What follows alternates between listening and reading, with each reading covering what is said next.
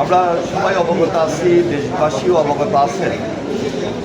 16ই March দিনাজপুরের কাহারুল উপজেলায় সাহাপাড়া খাল খনন কর্মসূচি উদ্বোধন করবেন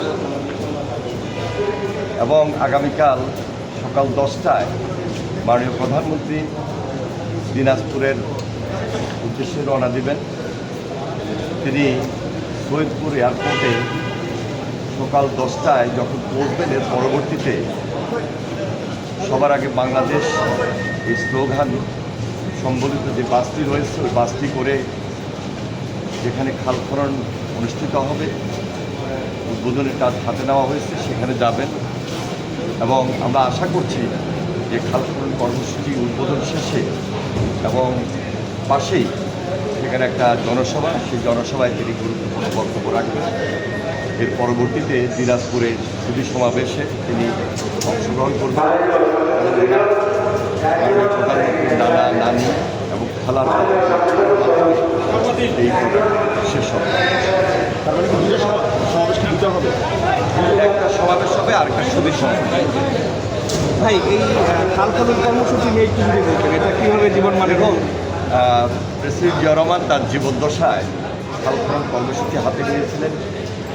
জনগণের সুবিধা, জনগুরুত্ব এবং জনদাবিকে সম্মান শ্রদ্ধা রেখে এটা একটা কর্মসূচি, এটা একটা বিপ্লব, একটা আন্দোলন। দীর্ঘদিন আমরা এই বিপ্লবে আন্দোলন থেকে বঞ্চিত ছিলাম।